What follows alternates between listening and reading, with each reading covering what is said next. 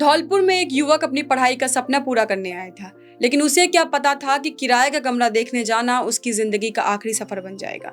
मकान की छत पर पहुंचते ही ऊपर से गुजर रही 33 केवी हाई टेंशन लाइन की चपेट में आने से उसकी मौत हो गई। वो एक बेटा जो अपने पिता का सहारा था, एक पति जो अपने पत्नी के साथ नए सपनों का घर बसाने की तैयारी कर रहा था और कुछ ही महीनों बाद एक बच्चे का पिता बनने वाला था।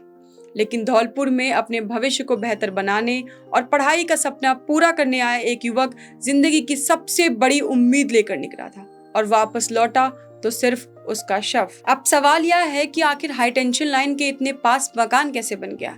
क्या यह सिर्फ हादसा है या व्यवस्था की कोई घोर लापरवाही? उसके लिए देखते हैं हमारी ये रिपोर्ट।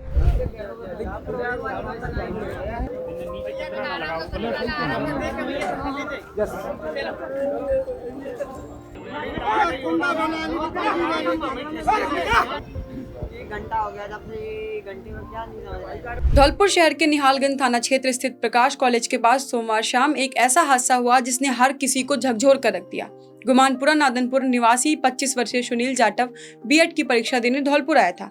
परीक्षा के दौरान रहने के लिए वह एक किराए का कमरा देखने पहुंचा।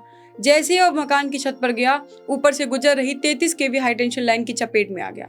हाई वोल्टेज करंट ने उसे संभलने तक का मौका नहीं दिया और मौके पर ही उसकी दर्दनाक मौत हो गई। हादसे के बाद लोगों में गुस्सा है। स्थानीय लोगों का कहना है कि मकान की छत से कुछ ही फीट ऊपर हाई टेंशन लाइन गुजर रही है। ऐसे में सबसे बड़ा सवाल यही है, क्या कि इस लाइन के नीचे मकान बनाने की अनुमति दी किसने? क्या निर्माण के समय सुरक्षा नियमों का पालन नहीं किया गया? अगर समय रहते ध्यान दिया जाता तो शायद यह हादसा टल सकता था।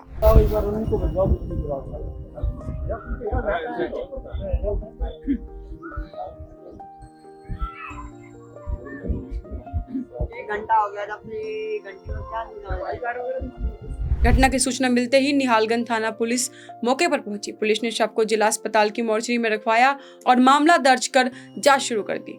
अब पुलिस के साथ साथ यह भी जांच होगी कि कहीं इस हादसे के पीछे किसी विभाग की लापरवाही तो नहीं है।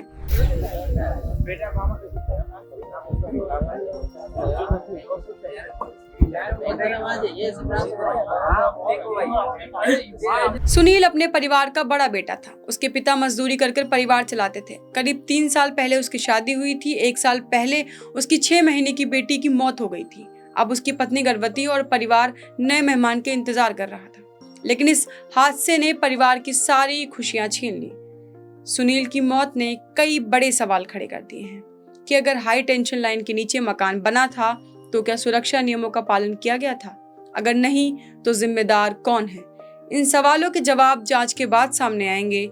लेकिन फिलहाल एक परिवार ने अपना बेटा, पति और आने वाले बच्चे ने अपने पिता को खो दिया है। क्या यह सिर्फ एक हादसा था या लापरवाही का नतीजा?